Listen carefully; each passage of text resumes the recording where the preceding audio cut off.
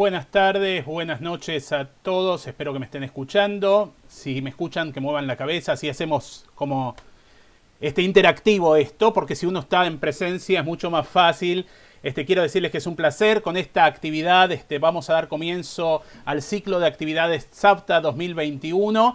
Y pusimos música antes y vamos a poner música antes porque si bien no hay que tomar colectivo ni taxi, la gente también en el mundo virtual tarda en sumarse a esta actividad. Entonces, para dar tiempo que todos se conecten y puedan estar participando bien, les damos un tiempito y de paso escuchamos buena música por el trío Linetsky, a quien le agradecemos. Quiero agradecer en primer lugar a todos ustedes por estar, por sumarse. Hay gente también sumada al Facebook.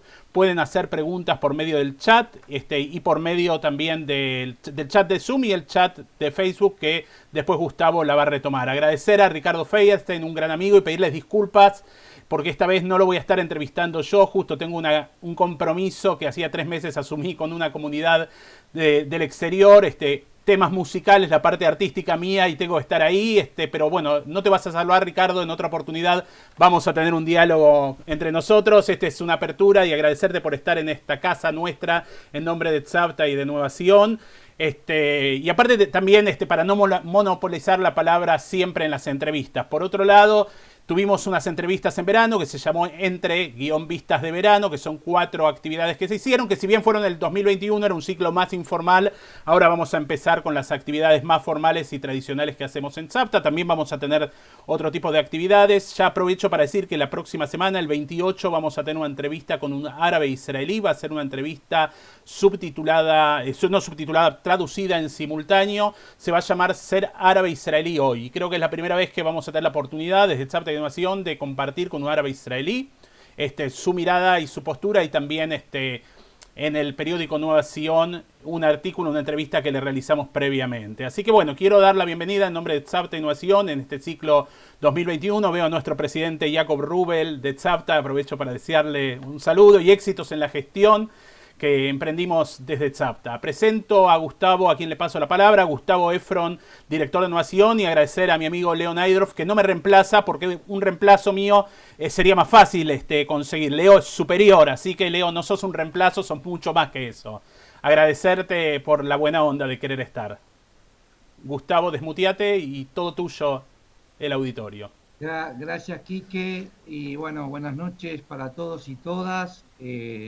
Gracias, bueno, a Leo por sumarse a la propuesta. Leo Neidorf, parte importante de la mesa de redacción de Innovación. Y bueno, Ricardo, también, la verdad que muy agradecido de que hayas aceptado esta conversación. Tenemos muchas charlas habitualmente a partir del periódico, ¿no? Ricardo es un histórico colaborador del periódico, y bueno, cada vez que sale el periódico, una vez cada 4 meses, recibo un mail riguroso de Ricardo, extenso, haciéndome un análisis, apoyando, criticando algunas cosas. O sea que eso es muy valioso para mí, tenerlo a Ricardo ahí apuntalando siempre parte de la calidad del periódico. Bueno, todos los que estamos acá lo conocemos a Ricardo, bueno, o la mayoría. Digamos, no voy a hacer una larga presentación de Ricardo, pero simplemente, digamos, creo que hay que decir que es un gran escritor de la cultura judio-argentina, histórico, que bueno, del cual hemos leído mucho, cuentos, novelas, bueno, novela El caramelo descompuesto, aquella novela que la cual nos hemos deleitado, Mestizo, ¿no? Y ensayos, tantos ensayos como, bueno, nosotros pusimos en este caso en la promoción Historia de los Judíos Argentinos, justamente porque muchos hemos aprendido mucho de la historia judío-argentina a partir de este libro, Vida cotidiana de los judíos argentinos, del gueto al country, de donde sacamos en algún punto el título de la actividad, contra exilio, mestizaje, y no hace tanto póker y ajedrez. Bueno, como dije, es un periodista histórico de Innovación, en los 60 gran protagonista, y hoy sigue siendo uno de nuestros colaboradores más asiduos, digamos, ¿no? Y también un redactor fundamental de Nueva Presencia en la época de la dictadura, digamos, con un rol muy importante, que bueno, en un momento seguramente podremos hablar algo. En ese momento también recordar que Innovación estaba cerrada en la época de la dictadura. también, digamos, con un hombre de la Jativá Anilevich, y además una larga experiencia como editor, ¿no? Director de la editorial Milá, muchos años, y más recientemente hacer la editorial Acervo Cultural. No voy a este, continuar mucho más, porque muchos a mí no me quieren escuchar, simplemente darle la palabra a Leo, para que Leo va de alguna manera a moderar esta conversación, y bueno, yo voy a aportar también algunas preguntas, y luego todos van a tener la posibilidad de preguntar a través del chat, que ya veo que está muy, muy, muy nutrido, con gente de muchos lugares del mundo, desde Israel, Estados Unidos, Canadá, bueno, también de la República de Entre Ríos, de donde yo provengo, veo gente de las colonias judías también, así que muy contento. Bueno, gracias Ricardo, y Leo, te doy la palabra. Bueno, buenas tardes, noches a todos, hay muchísima gente conectada.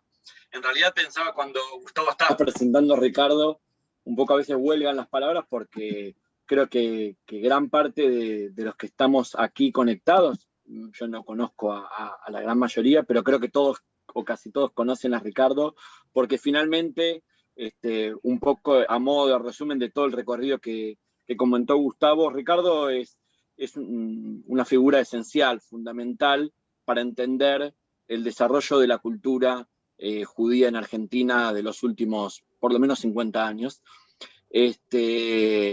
Y en particular, bueno, vinculado a esta actividad que tratamos de ejercer muy rústicamente desde Nueva Sion, que tiene que ver con el periodismo. Bueno, yo en lo particular, en este antro socialista, revolucionario de izquierda, yo estoy transmitiendo desde un country, así que no sé si sirve para disparar la charla, pero por ahí sirve para contrapesar.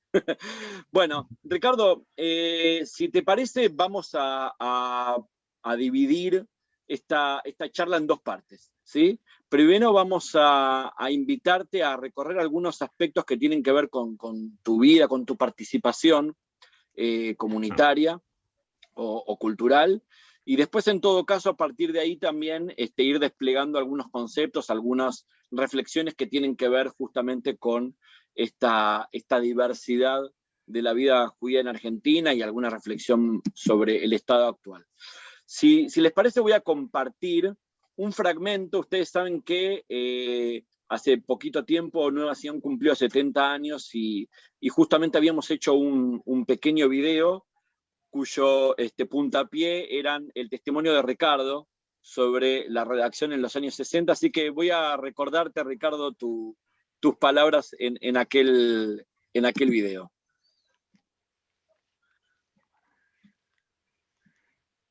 Muy bien.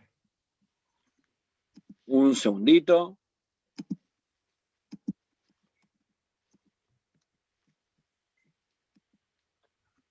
Estamos ahí con problemas técnicos.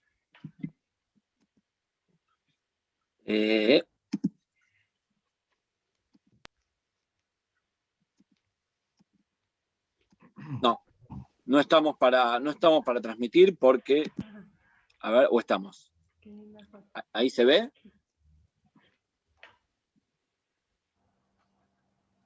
Yo no los puedo ver. A ver, Gustavo, confirma, ¿se puede ver? No se ve. No. Ahí.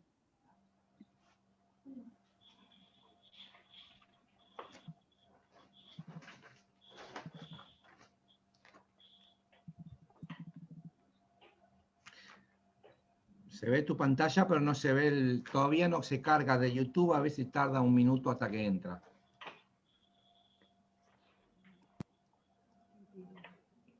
Bueno, ya falló la primera intervención, así que la vamos a obviar.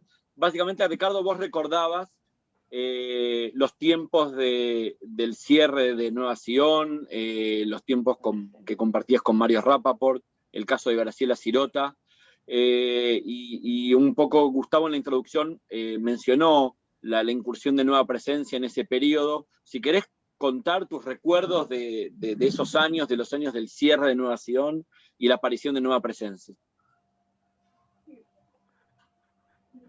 En realidad necesitaría más tiempo para contarlo porque fueron años difíciles, aunque pasó mucho tiempo.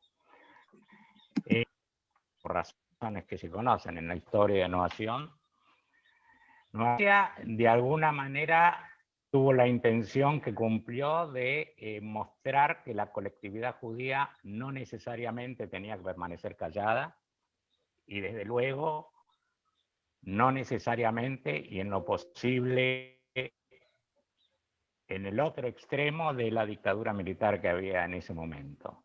La idea original fue de Hermann Schiller, como lo digo siempre, él es el responsable principal de todo lo que se hizo. Y bueno, la historia dice que de alguna manera esa publicación salvó la dignidad de la comunidad judía en esos años, que estuvo en tela de juicio por otro tipo de cuestiones que no. Fue una experiencia difícil, complicada, satisfactoria en algunos momentos, dudosa en otros momentos, porque siempre se trataba de estar en el borde de la mesa y frotar los límites hasta dónde podíamos seguir avanzando sin romper la mesa, ¿no? Esta es un poco la idea. Y de alguna manera vino a responder a una necesidad de una comunidad, para mencionar algo que seguiremos en el fragmento siguiente, de una comunidad en los años 60 y 70 que estaba cambiando rápidamente y que le costaba poner sus instituciones y su accionar a tono con lo que era ya la nueva comunidad o las nuevas generaciones de la comunidad. Además de agradecerles, cosa que corresponde hacer a ustedes tres, a Enrique, a Leo y a Gustavo, quiero decir que de Gustavo es la muy precisa palabra movimiento que figura en el título, cuando habla de una identidad judío-argentina en movimiento, cambiante, no fijada de una vez para siempre, no fijada con criterios en función de las diversas generaciones que se fueron sucediendo. Y en este caso, en los años 70, la presencia vino a poner al día una nueva generación de judíos respecto a lo que estaba sucediendo en el mundo.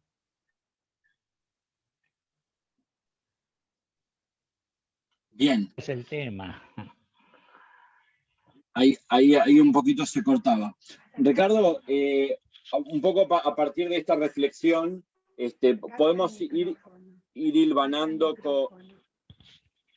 Ahí ¿me escuchás? Sí. Sí, te escucho perfectamente. Ahí estamos.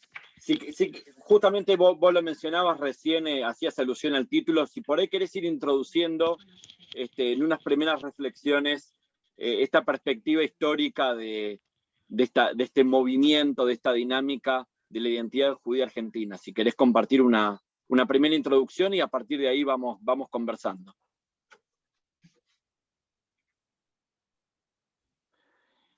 Sí, el tema de la identidad tiene dos aristas, digamos, porque es una cuestión personal y es una cuestión social al mismo tiempo.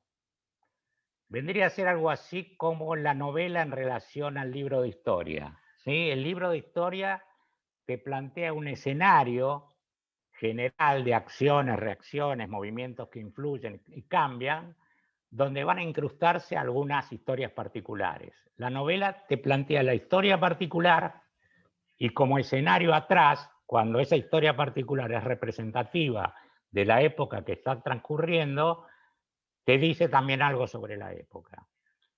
De allí que los escritores afrontamos un problema, llegamos a cierta experiencia de la literatura. Tenemos tendencia a usar mucho la primera persona. Lo que se decía graciosamente en una época, yo por ejemplo, hablara de lo que se hablara, decía así, sobre la teoría de Einstein, yo por ejemplo pienso que, y entonces Bernardo Cornblich, que tenía un gran sentido, ¿no? Estoy diciendo esto porque la identidad está muy ligada a mi experiencia personal, entonces lo que se me ocurre hacer es una mezcolanza de ambas cosas, tomando como justificativo una frase de Amos Oz de Historia de Amor y Oscuridad, una de sus novelas, donde dijo: toda literatura es autobiográfica, pero no confesional. De vuelta, toda literatura es autobiográfica, punto, seguido, pero no confesional. Él incluye en lo de autobiográfico todo tipo de experiencias, porque vos decís que hay gente que hace novelas sobre zombies y muertos vivos y horror y ciencia ficción, y ¿qué tiene que ver eso con la autobiografía? Bueno, tiene que ver con la otra parte de la autobiografía que transcurre por la noche y no por el día, con las pesadillas, con las fantasías, con la historia de la noche. Como decía Mao Zedong, le dijo a su esposa: dormimos juntos en la misma cama, vemos cosas diferentes, ¿no? Cada uno sueña cosas diferentes. En ese sentido, de lo personal, la de Argentina, desde chico fue muy compleja para mí, pero a la vez no traumática. Es decir, no fue compleja en el sentido dañino, fue compleja en el sentido de cosas que me acostumbraba que me hacían un poco distinto. Comenzando desde muy pequeño, yo ya conté varias veces que yo di 2 años libre en el primario, porque a los 3 años sabía leer, entonces a los 5 ya estaba en segundo grado. Todos mis compañeros eran 2 años mayor que yo, con lo cual se imaginan que el papel social que yo hacía en ese grado y en los que siguieron todo el primario y el secundaria no era de lo más destacado ni brillante. El tema es que la profesora, una señora muy mayor, buenísima señora, no podía pronunciar mi apellido porque le resultaba muy difícil por el triptongo de Feyerstein, E-I-E. Entonces el primer shock del primer día de clase fue que cuando salimos formados en fila para ir hacia la puerta, para mí era el primer día, los demás ya era el tercer año de la escuela. Yo vi que venía mi mamá a media cuadra, entonces salí de la fila y fui a verla. Y me gritó la maestra: niño Ricardo, vuelva a la fila. Con lo cual, durante segundo, tercero y cuarto grado, los demás fueron Guzmán, Pérez, Valderrama, Bustamante, y yo fui niño Ricardo. Todo esto lleva una pregunta, digamos, que el chico se hace: ¿por qué no pronuncia mi apellido? Y a partir de así nacen otras preguntas que se van sucediendo. La segunda pregunta, bastante más tarde, que me hizo un joven amigo, años, algo así, me dijo: ¿vos sos judío argentino o argentino judío? Yo dije: lo mismo. No, no es lo mismo, son dos cosas muy diferentes. Tanto es lo mismo, arguía yo, que se usa judeo-argentino, y sobre eso hay escrito un artículo bastante importante, Raúl Sosnowski, que se llama el guión protector. Y yo le pregunté: ¿cuál es la diferencia? Me dice él: muy sencilla. Si vos decís argentino judío, argentino es el sustantivo y judío el adjetivo. Al revés, si vos decís judío argentino, judío es el sustantivo y argentino el adjetivo. ¿Qué es el sustantivo? El sustantivo en castellano es lo que nombra al ser o a la cosa en su esencia. Y el adjetivo es el que menciona el sustantivo con sus atributos. Quiere decir, si decís soy argentino judío, lo esencial es ser argentinos, ¿no? Esto de un punto muy puntilloso, gramatical. Felizmente, unos años después, otro amigo, o quizás en la misma época, me hizo una pregunta aparentemente tonta, diciéndome: ¿vos a quién querés más, a tu papá o a tu mamá? Y ahí entendí que la parte gramatical era una estupidez.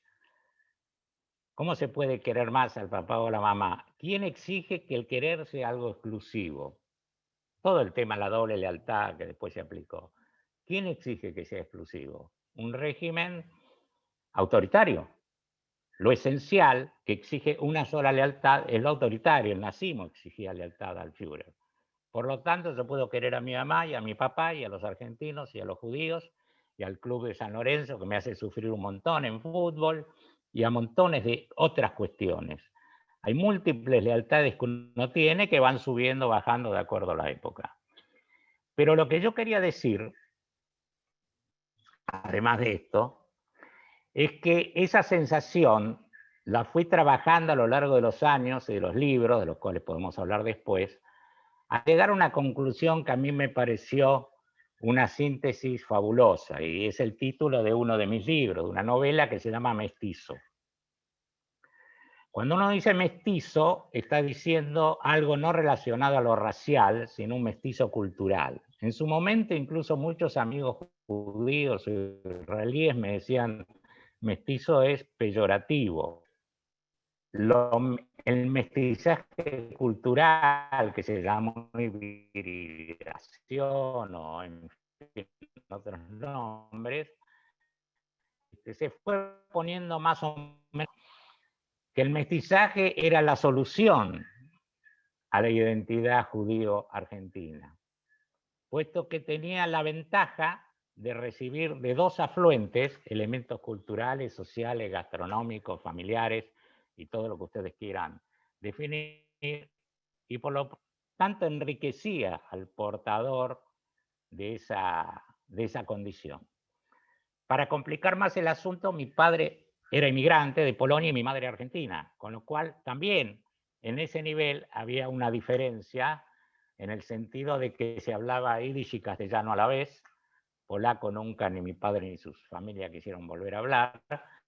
Y este yiddish y castellano me fue acompañando junto con la escuela pública y con las Naciones Unidas de Villa Pueyrredón, como yo la llamo, un barrio de muchos inmigrantes de todos los orígenes. Pero después de bastante tiempo, para terminar esta introducción, me di cuenta que el mestizaje cultural puede ser la identidad de mi generación. Pero las generaciones que siguieron lentamente fueron perdiendo, como corresponde, el caudal o el bagaje inmigratorio, desde el idioma hasta la religión, hasta las costumbres, hasta la gastronomía, hasta la organización familiar. Y entonces se vieron en la obligación de estructurar, aunque sea de manera no explícita, otro tipo de identidad. Y ahí está la cuestión del movimiento, al cual quería de alguna manera redondear, de que la identidad es algo en movimiento, que es además individual y social a la vez. Fíjense cuántas complicaciones. Pero es el centro de la vida de un ser humano. Yo suelo citar una obra de teatro de Pirandello, Luigi Pirandello, 1920, que se llama Uno, Ninguno y 100.000. Y en esta obra les voy a citar cosas literarias antes que filosóficas, porque pensaba hablarles también del segundo tomo del Ser y la Nada, de Sartre, donde dedico un capítulo a esto, o de Merleau-Ponty, en fin, toda esta gente que ha trabajado la cuestión. Pero Pirandello lo dice con muchísima claridad. Uno, Ninguno y 100.000 es una obra cuyo protagonista es el señor Mosca, que se está peinando a la mañana en el botiquín de su casa y dice, qué macana que la parte derecha de la nariz mía está un poco deformada hacia abajo, porque esto me quita prestancia y me quita elegancia, y hay tantas secretarias lindas en la oficina donde yo voy, pero no me animo a acercarme a ellas.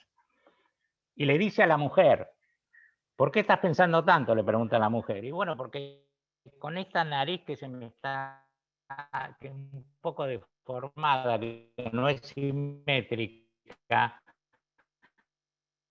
es un problema genético que yo no puedo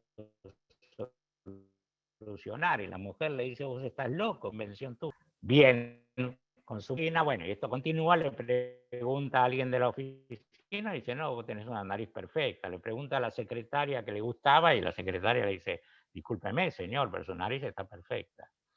Entonces él se plantea esta cuestión que es la base de la identidad. Ante el espejo yo tengo una imagen de mí, pero para los demás, para la mirada de los otros, la imagen es distinta. Entonces yo soy el que se mira al espejo con la nariz asimétrica, o yo soy la imagen del otro con la nariz perfecta.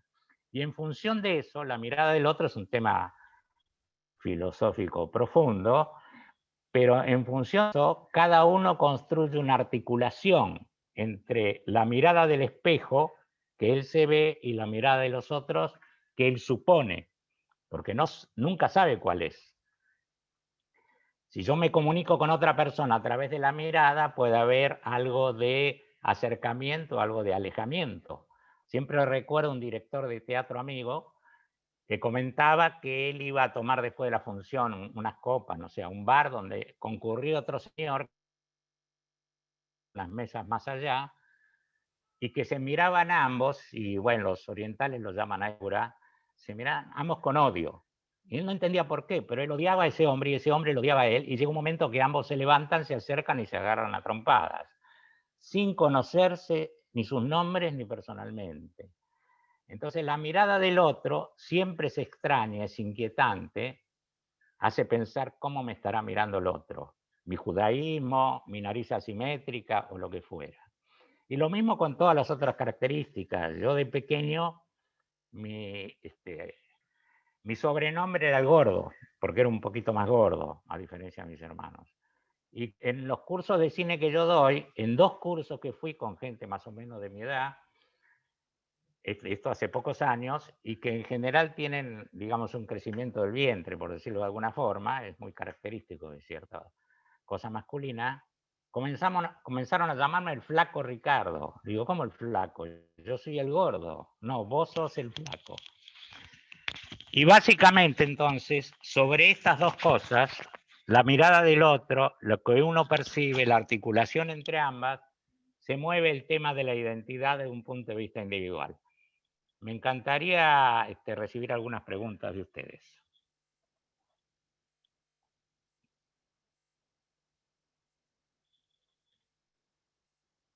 ¿Se escucha?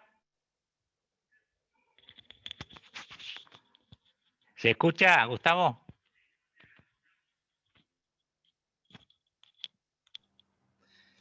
Sí, Ricardo, se escucha, va a haber muchas preguntas, por lo pronto hay muchos comentarios de diferente tipo en el chat que seguramente no estarás viendo, pero bueno, te han saludado muchos de diferentes lugares. Y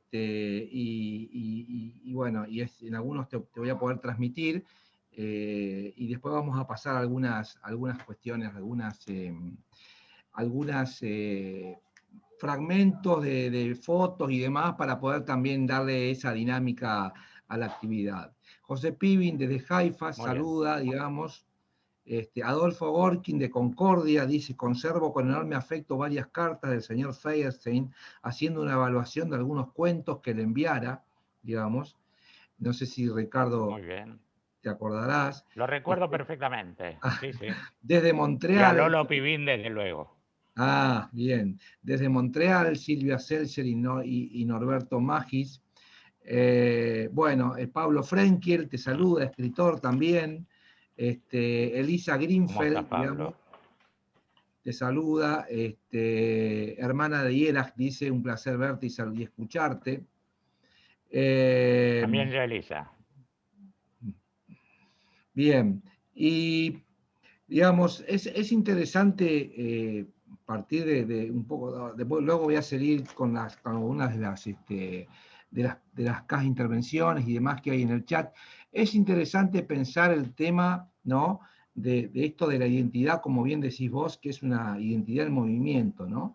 Y en esta identidad en movimiento que hay, ¿no?, una pregunta que tenía para hacerte es: ¿cómo vos viste el cambio en esa identidad de la cultura judeo-argentina en relación a Israel y la centralidad de Israel en la cultura judía? ¿Cómo lo has visto? Porque esto sin duda, a partir de la transformación del sionismo y demás, se ha visto muy modificado. ¿Cómo vos has visto esto? ¿Cómo en diferentes momentos de las distintas décadas que has transitado has visto el vínculo de la cultura judeo-argentina con Israel? Bueno, este es un tema central. Es un tema central, sin duda.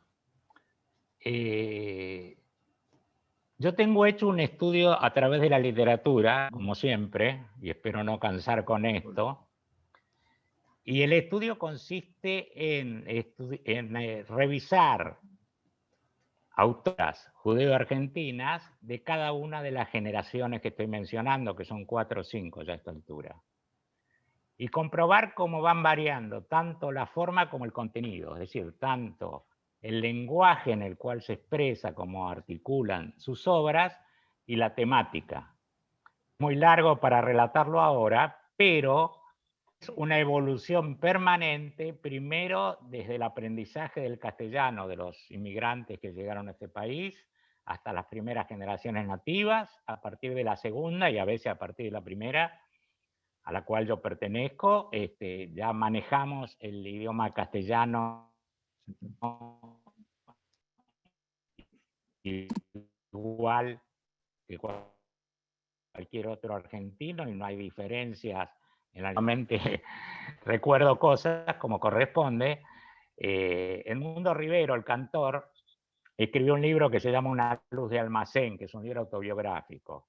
Y le preguntan sobre los muchachos judíos de su época, que estamos hablando de hace 40 años, quizás 50. Y entonces Edmundo Rivero dice, curiosamente, todos los muchachos judíos que yo conocía acá en Buenos Aires hablan un perfecto lunfardo, pero muy pocos de ellos entienden el yiddish. Con lo cual estaba haciendo, digamos, un recorrido diacrónico por la evolución del lenguaje de las obras y de las generaciones. Hoy son muy pocos los que hablan en yiddish, lamentablemente. La mayoría, si no todos, hablan un castellano perfecto, cosa que ya se encuentran huellas en las obras literarias, desde Gerchunov, Carlos Grunberg, César Tiempo, de toda esa generación que quiso hablar mejor el castellano que los propios autores no judíos argentinos para, de alguna manera, obtener un registro de argentinidad, por llamarlo así. Y hasta los años 48, cuando se crea el Estado de Israel, unos años antes y seguramente los años posteriores, aparece el hebreo y sobre todo aparece la imagen de Israel de esos años, que los que pudimos enterarnos de ella o la pudimos vivir, no tiene mucho que ver con la imagen de Israel actual. No solamente por los cambios políticos o ideológicos, sino que de hecho las comunidades judías del mundo y todo el judaísmo en el siglo XX y entrando en el siglo XXI ha tenido un cambio fundamental en su estructura, en su ideología, en su forma de participar en el mundo.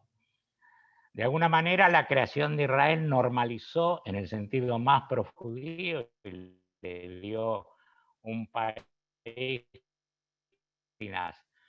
de origen inmigratorio, pero esto no necesariamente se transmitió a través de las generaciones. Yo estoy hablando de lo que los intelectuales judíos del mundo discuten, no estoy hablando solamente en términos personales, estoy repitiendo lo que ellos dicen, pero con la mayor parte de los temas de acuerdo. Lo que dicen es que estamos en otra época en relación a Israel, y digamos que la influencia cultural de Israel, vamos a decirlo de otra forma, la identidad judío-argentina, por lo menos del 70-80% de la colectividad, y que es la mía, es la cuarta posible de las identidades. La primera identidad es la religiosa ortodoxa, a la cual yo no pertenezco. Mis abuelos sí, desde luego, eran judíos ortodoxos, algunos de mis tíos mayores también, pero luego se fue perdiendo, digamos, ese ritual religioso y vengo de una familia secular, por llamarlo de alguna forma, una familia laica en la cual participo y continúo de alguna forma. De modo que la identidad religiosa ortodoxa, yendo un poco al tema del sustantivo y el adjetivo, pone delante el sustantivo judío. Es decir, ahí lo esencial es el judaísmo y lo argentino es un atributo. Puede ser acá, puede ser en otro país, pero la esencia sigue siendo siempre la misma. La esencia solo puede ser una. La característica de la palabra esencia que no puede compartirse. La segunda identidad, yendo ahora a tu pregunta, es la judío-israelí. La identidad judío-israelí es la que se desarrolla a partir de los judíos que viven en Israel, que en alguna forma tiene una réplica, un intento de clon en la Argentina y en otros lugares donde hay colectividades, pero que de hecho no representa, creo yo, primero porque no todos saben hebreo, no la mayoría sabe hebreo, y segundo porque responde a las características del país Israel, que es un país muy distinto por su ubicación geográfica, es un país asiático, con otro idioma, con otro clima, con otras características. Y desde luego hay una unidad entre todas estas identidades, pero digo que esta segunda tampoco es la mía, ni creo que sea de la mayoría de la gente judía en la Argentina. La tercera identidad, que es la más interesante, es la del judío Frankenthal, que es un francés, y que decía que él daba clases en los años 50 a alumnos que venían y le decían que eran sobrevivientes de la Shoah. Y entonces él decía, pero ¿cómo? Si vos tenés una edad que significa que naciste después que terminó la Segunda Guerra Mundial, naciste en el año 50, 52, 54. Y le decían, sí, bueno, pero algún pariente mío fue asesinado en la Shoah y por lo tanto yo soy un sobreviviente. Y entonces Finkielkraut, que este es su apellido definitivo, dicho en francés argentino, Finkielkraut se pregunta, ¿este es realmente un sobreviviente o es un sobreviviente imaginario? Si nació muchos años después que terminó la guerra, o algunos años después que terminó la guerra, es una identidad judía imaginaria armada sobre datos reales del pasado, pero no es lo que vive actualmente. Y la cuarta identidad a la cual me referí antes, para retomar, es esto que yo hablé del judaísmo mestizo, que con el paso de los años se convierte en un judaísmo posmoderno, en un judaísmo, en la Argentina estoy hablando, que no tiene que ver mucho ya no solo con Israel, sino con el pasado inmigratorio, ni con los idiomas del pasado inmigratorio. Se leen en libros de esta época, estoy hablando de autores nacidos en 1980, 1990, 2000, sus libros, estoy recordando un libro de Damián Tabar, por ejemplo, se lee, dice lo único que existe es el hoy, el posmodernismo, como ustedes saben, o como se define, vive el presente perpetuo, el pasado ya pasó, el futuro no sé cómo va a ser, por lo tanto lo que importa es el hoy. Y él dice, lo que me importa es el hoy, y se ríe de aquellos que tienen nostalgia y quieren volver al barrio, o que tienen nostalgia y piensan en los abuelos, o que tienen nostalgia y se dedican a hacer cuadros genealógicos de su familia para saber de dónde vinieron y cómo llegaron. Y es una corriente importante que me parece en crecimiento hoy. Estoy hablando siempre de los libros, yo trato esto a través de la literatura. No sé si termino de redondear la respuesta, Gustavo, pero lo que quiero decirte es que la influencia de Israel dejó de ser la influencia central que fue sobre mi generación, por ejemplo, y que se ha ido diluyendo también por otro tipo de razones que tienen que ver con cuestiones más internacionales sobre las cuales no tenemos ninguna influencia. ¿Sí? Ricardo. La pregunta que hoy se hace, sí. Adelante. No, termina la frase. No, que la pregunta que hoy se hacen algunos intelectuales judíos europeos, sobre todo los franceses, es, tenemos un Estado propio que debe mantenerse, pero el dejar de ser un pueblo cosmopolita también nos ha hecho el pensamiento. Se suele decir que el siglo XX está determinado por tres pensadores judíos, Marx, Freud y Einstein. Ya no tenemos pensadores de ese nivel que precisamente por ser cosmopolita puedan tener una idea de totalidad. Adelante. Varias preguntas del chat tienen que ver Adelante, Leo. Sí, te decía, varias preguntas del chat tienen que ver con la fijación de la mirada del otro. Fijación lo digo en el sentido de fijar, ¿no? En respecto de bueno, cómo nos ve el otro, digamos, quizás también Sartre podría tener su lugar en esta charla, pero digo, vos hiciste recién un recorrido por 4 elementos que tenían que ver con la cuestión migratoria, la cuestión de Israel, la cuestión de la memoria de la Shoah, ¿sí? Y de algún modo mencionaste también lo barrial, ¿sí? Esa cuestión así de mixtura. Y pensaba, volviendo al título, esto del gueto al country, que de algún modo el concepto country, no digo la experiencia concreta, porque hay de todo, pero el concepto un poco supera esas identidades originales, o sea, poco tiene que ver con la memoria de la Shoah, poco tiene que ver con la memoria migratoria, poco tiene que ver con Israel y mucho menos con una identidad barrial o geolocalizada. Digo, esas categorías, ¿cómo viste el salto de una generación como la tuya, que vio algunos acontecimientos como el nacimiento del Estado de Israel o el fin de la Shoah como sucesos en tiempo presente, y de repente para generaciones posteriores como las actuales, las actuales generaciones jóvenes, que lo viven como con más lejanía, ¿no? Estos atributos, y por ahí su identidad judía pasa por otras referencias. ¿Por dónde crees que pasa hoy estas referencias? Es exactamente como decís vos, salvo un detalle. Era muy chiquitito, recién nacido cuando nació Israel, así que no tuve oportunidad de ver en los diarios qué opinaba la gente. Pero fuera de eso, que es un detalle, sí, sí van a pensar que tengo 150 años, sino. Fuera de Fui un eso, poco extremo. creo que lo definiste muy bien. Yo cuando hablo hoy con jóvenes, que hablo seguido porque tengo talleres de identidad judía y de literatura y cine, hablo con jóvenes, me doy cuenta que no, por ejemplo, en un taller de cine, identidad judía, pasé un corto que transcurre en una sinagoga donde hay un bar mitzvah, y un corto argentino. Y es la época de que ponen las defensas alrededor de la sinagoga, fue poco después del atentado a la AMIA, y entonces va llegando la gente y el corto dura 10 minutos, es muy cortito, el séptimo día se llama, y va llegando la gente y empieza a haber problemas con la luz adentro de la sinagoga. En un momento se corta la luz, nadie sabe qué pasa, la gente comienza a asustarse y decide salir, empiezan a salir corriendo, porque hace muy poco que piensan que es un atentado, que está pasando algo.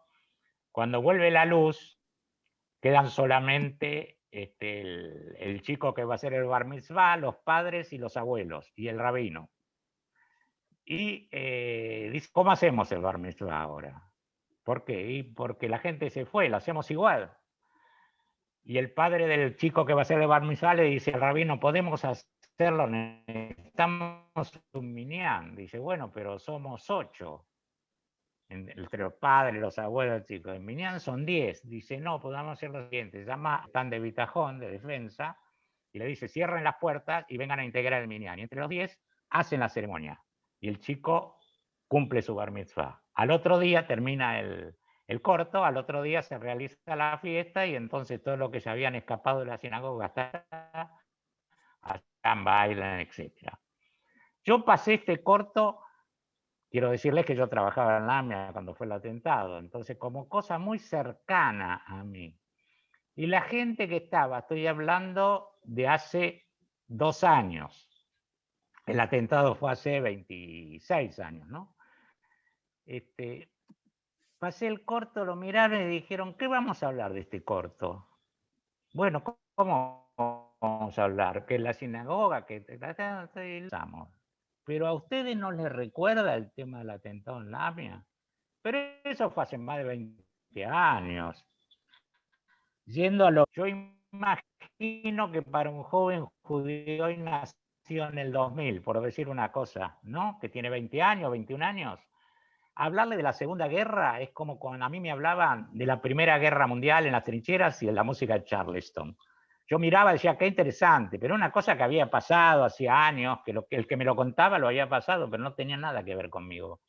Entonces creo que eso no es malo ni bueno, es el razonable transcurrir del tiempo. Hoy Israel no es un estado que está en peligro y que por lo tanto todo el mundo judío está pendiente de él, hablando de jóvenes siempre, ¿no? Los jóvenes tienen otro tipo de confluencia con los judíos cuando la tienen, y tienen otra manera de desarrollar el judaísmo. Y uno es el country, justamente mencionaste el country. Lo del country viene por un libro que yo escribí, Vida cotidiana de los judíos argentinos, del gueto al country, porque varios análisis literarios desarrollan la idea de que el country es un gueto. Por primera vez hubo un montón de gente mayor que se ofendió, sobre todo gente de country. ¿Cómo gueto? Nosotros al revés hicimos, bueno, había un barrio judío en Once, que era un gueto voluntario, nadie los obligaba a estar en Once cuando llegaron, en la Plaza de Libertad, pero estaban todos juntos, o sea que facilitaban la acción de un grupo antisemita que quisiera hacer algo contra la comunidad judía, y ahora han replicado ese barrio de inmigrantes 50, 70 años después en un country donde son todos judíos, viven aislados, tienen un cerco con electricidad que los rodea, tienen guardia armada y no dejan entrar a nadie que no sea del country o que no sea invitado del country. Hay una película que se llama Cara de queso de Vinograd, que seguramente vieron la mayoría, que tiene una escena muy terrible donde el chico protagonista lleva a su abuelo al country, me hacían mostrar documentos, que es una graciosa y terrible de referirse al tema. Por supuesto que hay todo tipo de country, todo tipo de gente. Yo me sentiría cómodo en un country rodeado de paisanos y haciendo actividades, pero estamos hablando de un tema más histórico, ¿no? Acá alguien pregunta dónde se puede ver el corto. Acá alguien pregunta dónde se puede ver el corto del séptimo día que mencionaste. ¿Dónde se puede ver? Sí, Adela consulta, ¿dónde se puede ver el corto? Sí, yo creo que en internet está. Hay que buscarlo. Cortos argentinos, el séptimo día, y aparece. Bien. Porque después él hizo un largo, Judíos en el Espacio, que lo hizo otra película larga. Ok, de Gabriel Lichman. Bueno, Gabriel Lichman, exactamente. Buscás Gabriel Lichman, el séptimo día, en internet y lo encontrás. Muy bien. Gustavo, vos tenés una pregunta ahí de Facebook, ¿no? De la gente que está siguiendo por Facebook. Tengo una pregunta de Facebook y tengo donde hay bastante gente mirando y hay 3 o 4 preguntas acá también para recuperar. De Facebook pregunta Laura Aimovici. Quería preguntarle a Ricardo si cree que la integración de la vida cotidiana argentina y el alejamiento de los judíos jóvenes de las instituciones crea una nueva forma de identidad.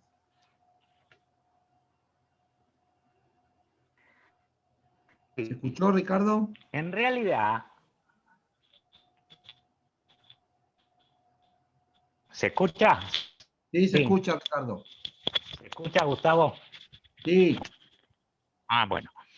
La integración no es una mala palabra, es una excelente palabra. Lo que pasa es que en los años 60, 70, todo el movimiento sionista tenía una consigna que decía no a la asimilación, sí a el sionismo. Y esta consigna quizás tenía sentido en aquel momento, porque de lo que se trataba era que los judíos no dejaran de ser judíos, es decir, no se asimilaran y se volvieran igual a los argentinos, sino que siguieran teniendo relación con los judíos. Y esto tenía un poco también que ver con la cuestión del crisol de razas. Porque crisol de razas, que es una horrible expresión crematística, tiene que ver con echar dentro de un horno una cantidad de hierros de diferente magnitud y de diferente procedencia, y por abajo sale el líquido. Es otra cosa.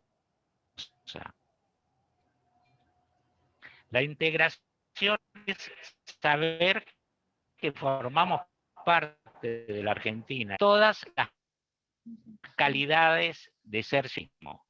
Hay que temer en la mirada del otro que haya algo que no corresponda a lo que el otro es. Entonces, la integración tiene que es es un tema bastante complicado. Cuando vos decís, bueno, hagamos una sociedad multicultural como hizo Estados Unidos, ¿qué hizo Estados Unidos? En Estados Unidos los polacos siguen viviendo en barrios polacos, en Nueva York, así me dicen, los negros siguen viviendo en barrios negros. ¿Qué es el multiculturalismo para ellos? La integración que no debemos copiar. Toman al MoMA, que es el Museo de Arte de Nueva York, y de 46 semanas tienen exposiciones de arte norteamericano. Y después, durante 6 semanas, tienen 6 exposiciones de arte, una exposición de arte negro, una exposición de arte judío, una exposición de arte indígena, una exposición de arte polaco o de LGTB, por ejemplo. Y eso no es integrar, porque de alguna forma lo que estás haciendo es, llevar al MoMA la misma diferencia que venías trayendo. Lo lógico sería que todas esas minorías, los judíos en la Argentina como minoría, forman la cultura argentina. No están recibiendo el favor de poder exponer lo que ha hecho en los años 80, 80, hicimos en Milá un diccionario de escritores judíos argentinos y eso incluye 600 escritores en castellano y 250 escritores en yiddish. Mirá el aporte a la cultura argentina. De modo que la integración es una buena palabra. Ricardo, Desde luego que la integración hoy no es la de hace 20 años. Sí, adelante. Vamos a hacer un paréntesis porque vamos a ir retomando este tema de la identidad judía y su desarrollo dentro de la sociedad argentina. Vos antes decías, bueno, recordabas cómo te veían tus compañeros, tus maestros cuando vos eras chico, y te iba a proponer a ver cómo te veías vos, por ejemplo, en esta imagen.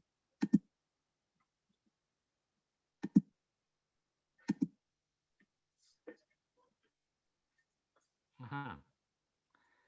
¿Cómo me veía yo? ¿Qué querés hacer un psicoanálisis a distancia?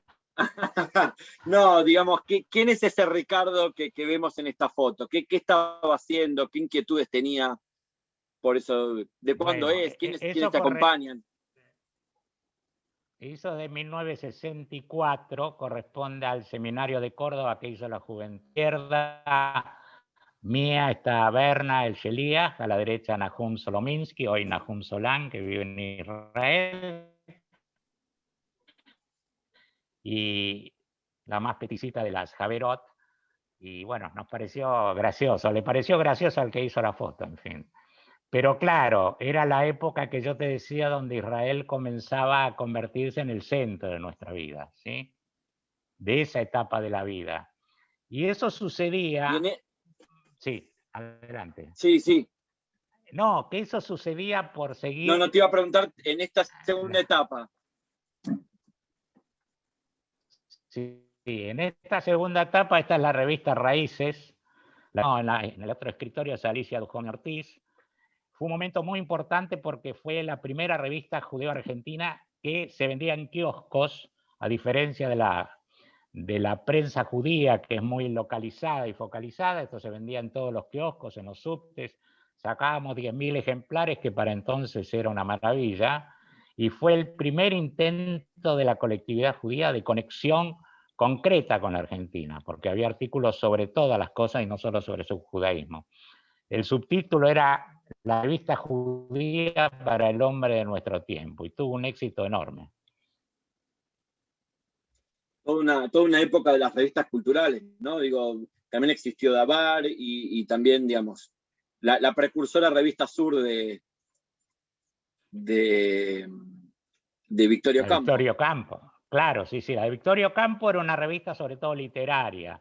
Dabar tenía que ver con la sociedad hebraica y con la cultura judía. Raíces tenía que ver con todo. Era una revista que tenía artículos sobre Latinoamérica, sobre el mundo, sobre Argentina, sobre psicología, sobre literatura, sobre música y sobre todo lo que se nos ocurriera, y desde luego sobre la comunidad judía también.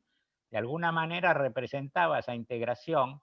Era muy gracioso porque 3 o 4 veces comentamos entre nosotros que la revista la estaba leyendo un sacerdote en el subte, ¿no? Mira, todas estas fotos corresponden a una producción de Quique Grimberg, ¿no? Que es además de nuestro investigador privado. Pero voy a saltear algunas de las fotos que seleccionó Quique para ver esta. ¿Quién es Pedernal? Pedernal. Yo me llamo Feyerstein, que quiere decir piedra de fuego, pero se hacía con digamos, sobrenombre o con apodos, porque era una sección un poco incómoda, era un cómic sobre Claymensch, que era un cómic sobre Claymensch, es decir, el pequeño hombrecito que en aquel entonces, de acuerdo a lo que hacía la juventud judía argentina, era un burócrata comunitario que integraba las diversas instituciones judías y cuya principal preocupación era viajar a los congresos en Israel o participar en los banquetes. Era algo humorístico, tratado también con afecto, no solo con burla, sino que la idea era que eso era parte de nuestra comunidad y era la parte que nosotros íbamos a reemplazar. De algún modo voy a usar esta excusa de esta vuelta en la historia personal tuya para enganchar de vuelta con el relato. Digo, hacer humor sobre el derrotero de la vida comunitaria, especialmente la dirigencial, para la fisonomía actual de la comunidad judía, perdón, la redundancia, digo, parece como muy lejano, ¿no? Representar la problemática de la comunidad judía alrededor de la vida institucional y dirigencial. ¿Qué lugar te parece que ocupa hoy el juego de las instituciones comunitarias en la identidad judía argentina actual? ¿Es central? ¿Es marginal? ¿Coexiste con otras? Mira, que se repite mucho es pensar que la burbuja en la cual uno vive es la realidad. Yo conozco bien esta cuestión porque trabajé durante 20 años en la AMIA como director de la editorial. De modo que conozco bien la forma de pensar que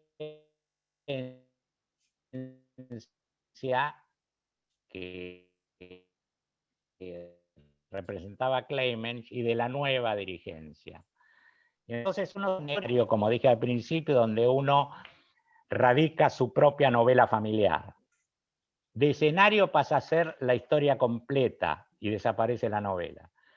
Lo concreto es que lo que sucede en las instituciones judeo-argentinas, en mi opinión, es lo mismo que sucede con el pueblo judío en el mundo. Y eso fue muy bien trabajado por un historiador italiano que se llama Enzo Traverso, en un libro reciente cuyo título es El fin de la modernidad judía. Lo que sucedió es que después de un siglo de ser nosotros, cuando digo nosotros, digo los judíos en el sentido que se usaba en la comunidad, porque tenemos la suerte de tener mucha gente importante dentro del judaísmo y entonces nosotros nos sentimos que somos importantes también. Entonces no decimos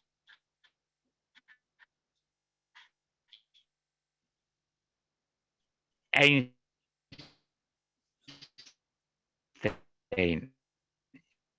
es un judío, sino que decimos los nuestros son los que más de la modernidad o del pensamiento moderno pasamos a ser exactamente el extremo opuesto. Es decir, lo esencial del judaísmo a principios del siglo XX era la relación con todos los movimientos artísticos, políticos, intelectuales y de cualquier tipo que estuvieran ligados a la modernidad,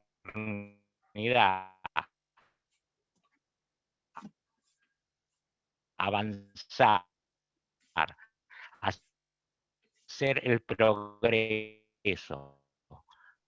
Digo, hemos como judíos, aunque uno no participe directamente, a un nuevo tipo de judaísmo, un nuevo tipo de pensamiento, a un nuevo tipo de instituciones y a un nuevo tipo de ideología que está muy lejano, pero muy lejano, de aquellos que fundaron las instituciones comunitarias. Esto quizás es irremediable, por decirlo de alguna forma, o inevitable para hacer mejor, porque no es un remedio. Esto es inevitable porque el mundo ha evolucionado o se ha desarrollado de esa manera.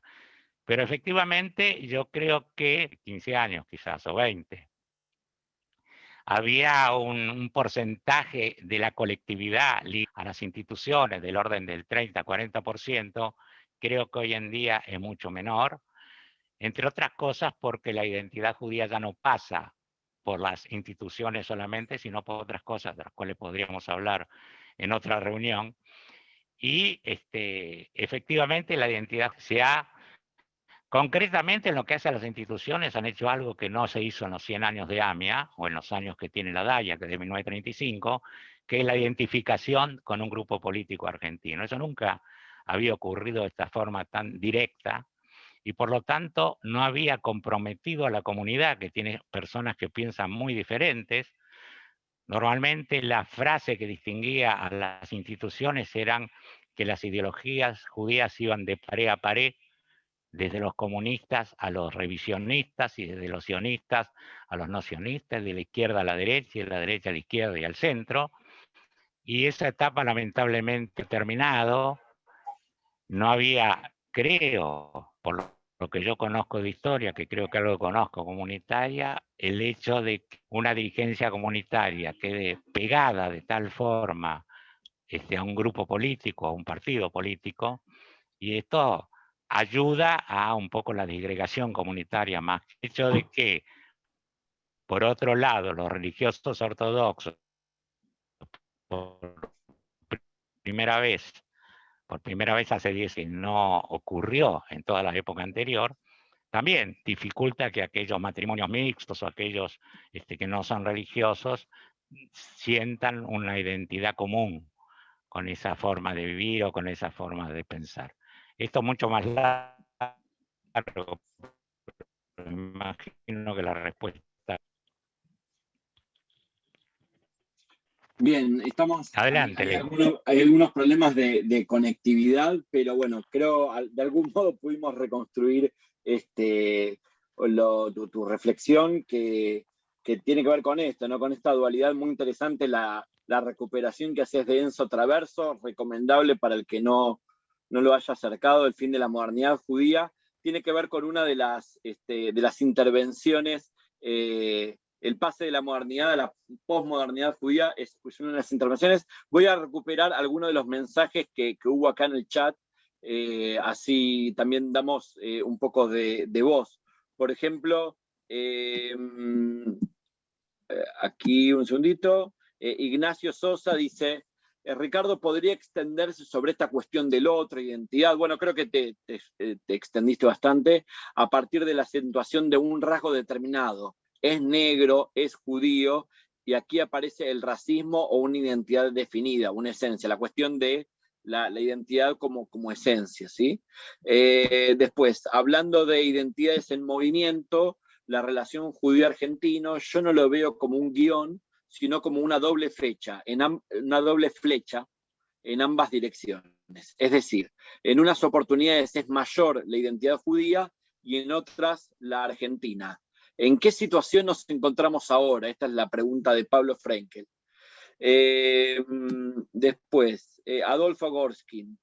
Para definir la identidad argentina judía, decir gaucho judío, ¿cómo ubicaría usted hoy a aquellos inmigrantes de los que describió Garchunov en su libro homónimo? ¿Sí? Básicamente, entiendo la pregunta de Adolfo, tiene que ver con la memoria, ¿no? ¿Qué lugar ocupan hoy en la memoria colectiva los personajes de los gauchos judíos? Bastante polémico, ¿no? También hay un libro que no sé si lo llegaste a leer, Los crímenes de Moisés Ville, de Javier Sinay, que me parece que hace un buen contrapunto, sí, claro, con esa memoria de Gerchunov. Después Sergio Lerner. Antropólogos, sociólogos y economistas acuerdan que hay un ramillete de motivos en la crisis del pasaje de la modernidad a la posmodernidad, pero todos acuerdan que la caída de las utopías políticas es un signo esencial y compartido para su explicación. Me parece que es una excelente herramienta para explicar el abanico de cambios de nuestra comunidad argentina en los últimos 40 años. Me gustaría escuchar de tu boca tus pensamientos al respecto. Creo que te extendiste un poco bastante sobre esta cuestión en la última respuesta. Y ya, después hay algunos comentarios más al pasar, salutaciones. ¿Querés retomar esta cuestión de los gauchos judíos, digamos, el lugar que... Los gauchos judíos es como nuestro Martín Fierro, ¿no? Entonces, ¿qué lugar ocupa nuestro José Hernández Gerchunov hoy en día? Bueno, son varias preguntas en esta, ¿no? Para contestarlas. Hay una cosa que creo que no quedó clara y aprovecho para definirla mejor, que es la identidad que no sea esencial, se llama identidad contingente. Lo esencial es todo que hace una definición esencial. La esencia es una. La contingente es aquella que va cambiando en cada persona desarrolla una identidad. Se puede hacer digamos, un paralelo con el psicoanálisis. Los que leen libros de psicoanálisis dicen que, bueno, que hay, digamos, 3 neurosis o 4 neurosis, la historia, la fobia, el de eso encaran su trabajo. Pero cuando llega un paciente, cada paciente es un uno, no es uno total. No es una obsesiva cualquiera, es neurótico particular, y es sobre eso que hay que trabajar. Con la idea, pero después cada uno hace su propia identidad. Como digo, en vez de ser un menú ejecutivo, menú a la carta. Cada uno recibe la carta y la carta incluye todo. Incluye la herencia, a lo cual René Char, un poeta francés muy conocido en la época de la Segunda Guerra Mundial, dijo: no se recibe una herencia sin beneficio de inventario. Yo no recibo la herencia judía en total. ¿Qué tengo yo que ver con el animal que maté el rey bíblico que le sacó la cabeza a 200 enemigos? Es decir, yo tengo que seleccionar. Yo he escuchado a jóvenes judíos postmodernos decir que por una vez le demos una tregua con el asunto de la memoria, porque la memoria judía es tan larga que si estudian eso no tienen tiempo de darse cuenta de dónde están parados, y que lo que les interesa es definir su identidad ahora. Y yendo a Gerchunov, Gerchunov lo que hizo, yo lo conozco de Gerchunov, sino la manera en que fue escrito ese libro. La historia es muy larga para contarla ahora, pero básicamente él trabajaba en La Nación a través de Roberto Pairó, que era quien nos llevó a él, que era un poco su padrino, un hombre muy joven, muchacho, de hecho, y para el centenario de la independencia, en 1910, le pidieron que escriba ese libro. Él había hecho algunas estampas de las colonias judías, se le pidieron que haga ese libro. Él hizo ese libro y los judíos, de alguna forma, un libro extraordinariamente escrito, se lee hoy con absoluto interés. Ese libro fue la cédula de identidad con lo cual los judíos entraron a la Argentina. Porque alguien que no sabía castellano, que lo hablaba mal o que hablaba en yiddish, no era reconocible por los argentinos. Alguien que daba la figura del gaucho, que es una figura absolutamente argentina, y lo juntaba a la palabra judío, estaba diciendo su pasaje de entrada a la argentinidad, que eran tan argentinos que tiene un castellano exquisito ese libro, y al mismo tiempo los protagonistas son judíos. Ese libro, de alguna manera, es la puerta de entrada a la literatura judeo-argentina, desde 1910 hasta ahora. Fue muy criticado en su momento, por Borges, por ejemplo, lo criticó otros que le decían que el gaucho era un nómada y el judío era más sedentario, entonces cómo se podían comparar. Pero de todas maneras cumplió esa función extraordinaria, tanto en términos literarios como en términos, digamos, de inserción de lo judío en la Argentina. Por supuesto que eso correspondió a una generación. Esa generación, como ustedes saben, somos doctores, mandaron a sus hijos a estudiar a las ciudades, a Córdoba, a Buenos Aires. Los hijos, la mayoría fueron doctores, quedaron reducidos en número.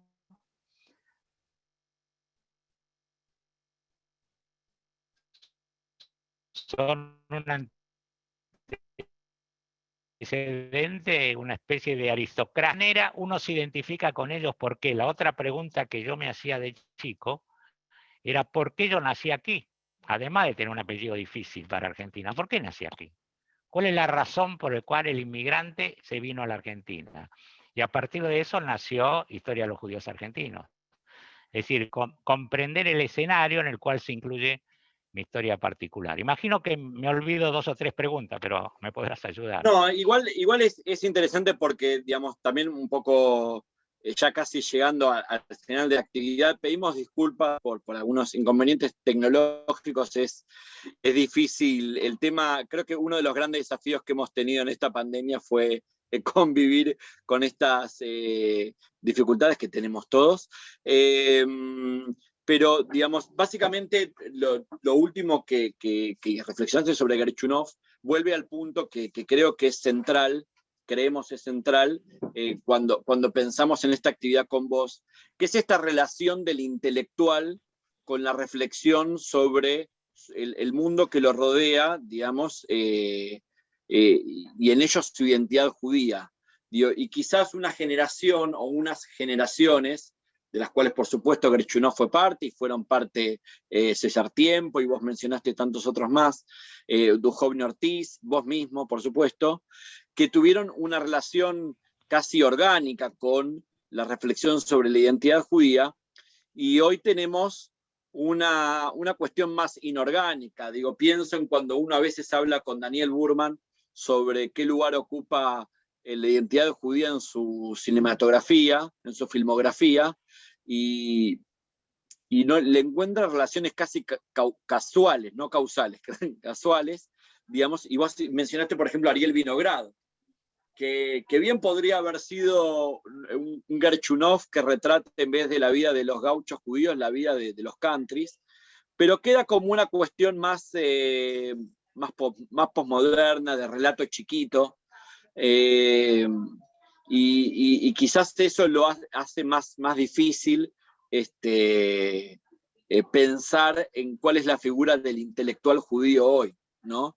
Que quizás resultó más fértil y más clara años atrás. Voy a aprovechar para volver al tema de las fotos y te voy a pedir algunas breves comentarios respecto de con quiénes compartiste estas situaciones que me parece tienen mucho que ver con esto que venías hablando. Bueno, acá estoy con Abraham Shlonsky, el gran poeta israelí, durante su visita a la revista Raíces, esto debe ser del año 69 o algo así. Teníamos muchas visitas en aquel entonces, y en aquel entonces teníamos mucho donde apoyarnos como intelectuales respecto al judaísmo. Para terminar el comentario con, digamos, lo que vos dijiste recién. De lo que se trata es que los jóvenes entienden que repetir el pasado ya no sirve porque no los representa. No los representa en su vida de hoy, no es que no tenga importancia. Por lo tanto, en vez de repetir, tienen que recrear. Y para recrear, desde mi punto de vista, necesitan institución. ¿Qué es un judaísmo hoy en la Argentina de 2021? Y son pocas las instituciones, son pocos los intelectuales. Me parece que hay otros voces, pero bueno, espero que se entienda lo que dije, ¿no? Bien, ¿y aquí con quién estás? Acá con Leopoldo Marechal, claro, también en la época de la revista Raíces. Es maravilloso mirar estas fotos, ¿no? Porque me recuerda a momentos muy importantes para mí, sí. Marechal era en qué colaborador de circunstancias Raíz. La casa, sí, él colaboraba con Raíces, ahí íbamos a conversar y a pedirle artículos. Es interesante porque Marechal tiene una historia desde mi punto de vista, fue evolucionando hacia una postura más abierta, progresista, viajó a Cuba, quedó muy bien impresionado con la experiencia de Fidel y del Che Guevara, volvió, falleció al poco tiempo, pero tiene una obra literaria sensacional y fundamental sobre la Argentina, ¿no? Adán Buenos Aires y los libros que le siguieron. Un hombre muy importante de la cultura argentina, que es uno de los muchos, la temática judía a través de Raíces. Bueno, acá está Hermann Schiller, a la izquierda Daniel Muchnik, somos la reacción de Nueva Presencia. Afuera era el terror de la dictadura, esto en 1977. Y Amos Oz estaba de visita en Buenos Aires, quiso conversar con nosotros y nosotros con él. Bien.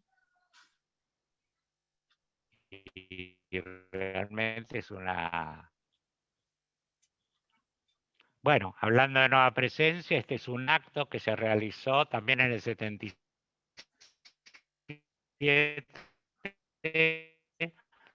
de apoyo a 9 zonas, ocupaban arriba, abajo, los pasillos, había un montón de gente afuera con no sé si había un televisor, y en las sillas están sentadas el grupo de gente que de alguna manera nos apoyó o formó parte de Nueva Presencia. X con Liborski a la izquierda, Hermann Schiller, después está el ingeniero Rabdil, que era el dueño de Diprese, o el jefe digamos, de esa publicación donde salía Nueva Presencia, el presidente de la Sociedad Hebraica, Nemito Resniski, el presidente de DAIA, Mario Diamen y Eliau Toker, ¿sí? Un párrafo fue aparte un momento difícil. Bueno, claro, y además a la postura que demuestra que éramos unos inconscientes y no teníamos idea, o no teníamos idea clara de cómo podía terminar esa historia, ¿no? Fue muy difícil hacer ese acto, muy difícil para la gente concurrir a ese acto, pero bueno, marcó, ¿no?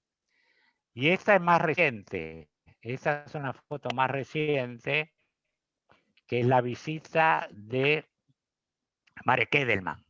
Marek Edelman fue el subcomandante del levantamiento del gueto de Varsovia, un hombre perteneciente al Bund, al Partido Socialista y Laico Judío de Varsovia.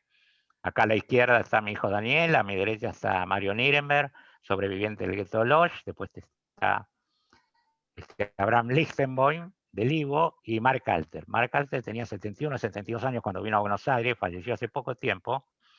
Fue uno de los pocos sobrevivientes de los combatientes del gueto. Él asumió la jefatura de la lucha cuando Mordejai Anelevich cayó en combate.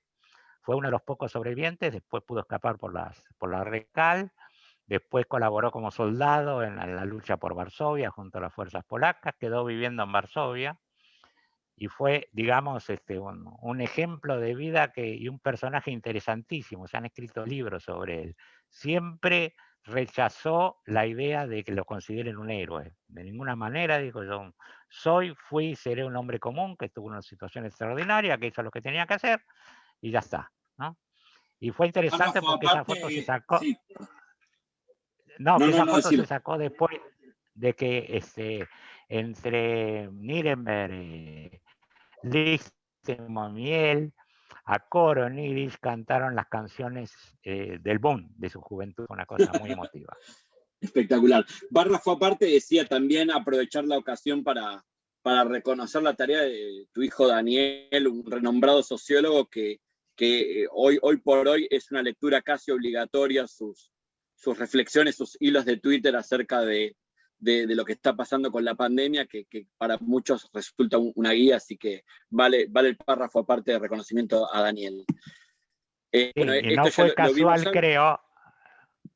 No, te decía que no fue casual que su especialidad como sociólogo fue el tema de genocidio. Él es un especialista en genocidio mundial, en comparación de genocidios, y forma parte del Tribunal Russell Internacional Internacional Penal, ha dedicado su vida, incluso su principal trabajo, conexión entre el genocidio nazi y el genocidio argentino de la dictadura militar, 76-83. Ese es su principal campo de acción. Este breve Y recorrido, ahora con el tema de la pandemia, claro, desde por luego. supuesto. Este breve recorrido fotográfico, lo que de algún modo resume en la actividad que pensamos para hoy, es centrar en vos, Ricardo, volviendo a esta idea de lo que es un intelectual comprometido con su tiempo, es decir, no solo alguien, digamos, como diría Marx en sus tesis sobre Feuerbach, ¿no? Digo, no se trata solo de explicar el mundo, sino de transformarle. Me parece que vos has estado tanto en contar la historia de la vida judía en Argentina, pero también en protagonizarla y en buscar transformarla, y creo que eso es lo que de algún modo vos inspirás para muchos de nosotros, esa vocación por ser protagonista, además de tener la lucidez de reflexionar sobre la praxis, ¿no? Bueno, eso también es generacional, ¿eh? La primera foto que mostraste del año 64, el seminario de la Jativá, de la Juventud Leibich, tenía que ver con nosotros éramos sartreanos fanáticos. Y la base del existencialismo francés, el existencialismo sartreano, era que uno construye su vida a partir de elecciones de las cuales debe hacerse responsable. A mí lo que me atrajo siempre, yo estaba en el socialismo argentino, lo que me atrajo siempre el movimiento sionista jaluziano de la Shomer Hatzair fue esa reflexión sartreana, la posibilidad sartreana de sostener con el cuerpo, es decir, no solo había que pensar en cambiar el mundo, sino que había que cambiar, ¿no? Muchos de nosotros hicimos Aliyá a Israel, vivimos en Kibbutzim, muchos están en Israel, algunos estamos aquí por otras razones que no vienen al caso, pero digo que en ese momento el movimiento sionista proporcionaba la posibilidad de reunir lo que se hablaba con lo que se hacía, posibilidad que hoy ha desaparecido. Allí viene el desencanto por un lado y la inestabilidad por otro de jóvenes judíos de hoy que no tienen un desafío similar para encarar su vida, ¿no? Gustavo, ¿querés tomar la palabra? Estás muteado. Perdón, antes de cerrar, quería leer algún aporte más acá del chat, que Nathan Sonis, también gran colaborador del periódico, psicólogo social, dice: podríamos incluir en el mundo literario judío a Hanan Nudel, que describe a la vida de las instituciones, madrijín, voluntarios. Bueno, pregunta si los conocen, imagino que sí. Y sí, por supuesto. Mariela Melamed agrega a León Duhovne.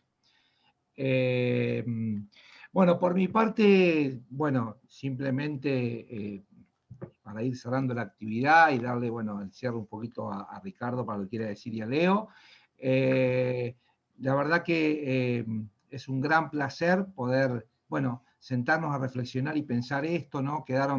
Tengo como la sensación de que quedan un montón de puntas, como que empezamos a ir hilvanando cuestiones y avanzando de manera, digamos, tal vez un poco desordenada, pero digamos, tratando de que el hilo se vaya hilvanando de manera contingente, como dijo Ricardo, es decir, no de manera esencial, sino a partir un poco de lo que va surgiendo y de lo que nos tramita un poco este lugar que nos ubica a nosotros como, bueno, como tratar de pensar los judíos en términos más históricos, en términos de proceso, en términos sociales, y no, digamos, y reflexionar.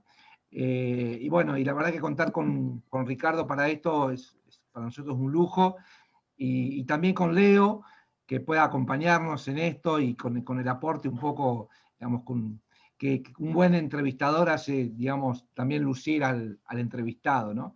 Y en ese sentido, gracias, Leo, también por la agudeza de tu análisis y de tus preguntas, ¿no? Así que simplemente, bueno, en esta primera actividad de charla y de innovación, agradecerles a todos. Muchos de los que yo acá veo son firmes seguidores de todas las actividades o de muchas. Algunos otros se están incorporando en esta.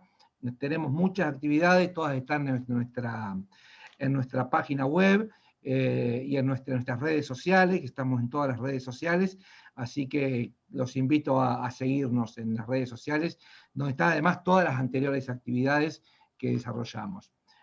Algunas de quienes están aquí presentes incluso participaron de actividades anteriores y fueron protagonistas. Por ejemplo, acá en un cuadradito lo veo a Brian Rottenberg, con quien hicimos una actividad recientemente, hace un tiempo, la presentación de su libro. Así que bueno, muchísimas gracias, Ricardo, Leo, a todos a los aquí presentes, y bueno, les dejo la palabra para el cierre a ambos. Aquí, bueno, la verdad que hay muchas palabras de agradecimiento por la charla, Ricardo, por este espacio, porque finalmente creo que se dio la conjunción de que es necesario, ¿no?, tener estos espacios para pensarnos, para charlar, para reflexionar, a veces en la velocidad de las cosas que pasan. Solo esta semana fue todo muy vertiginosa. Entonces digo, tener un espacio para encontrarnos, para charlar, para pensar, es un respiro necesario. Y recordarles esto, que la charla va a estar disponible en la página de Novación, la página de Facebook. Así que si la quieren volver a ver o la quieren recomendar, va a estar ahí. Bueno, Ricardo, vos alguna palabra, si querés, para cerrar, para saludar. Sí, simplemente decir que a esta altura mi intención siempre es, más que convencer a nadie o discutir fervorosamente con alguien, abrir puertas. La idea es abrir puertas, y efectivamente la identidad judío-argentina hoy para los jóvenes necesita abrir puertas y comenzar a discutirse. No hay nada cerrado, todo es posible, todo es necesario a la vez. Necesario y posible. Y agradecer a todos los que tuvieron tanta paciencia. Bueno, y honrando a los Yiddish parlantes, Agit Bo, para todos. Buena semana, gracias por estar, y bueno, nos seguimos viendo en las próximas actividades. Un abrazo grande, Ricardo, y gracias por la generosidad. Un abrazo para ustedes. Chao, chao. Gracias. Chao. ¿Cómo se sabe?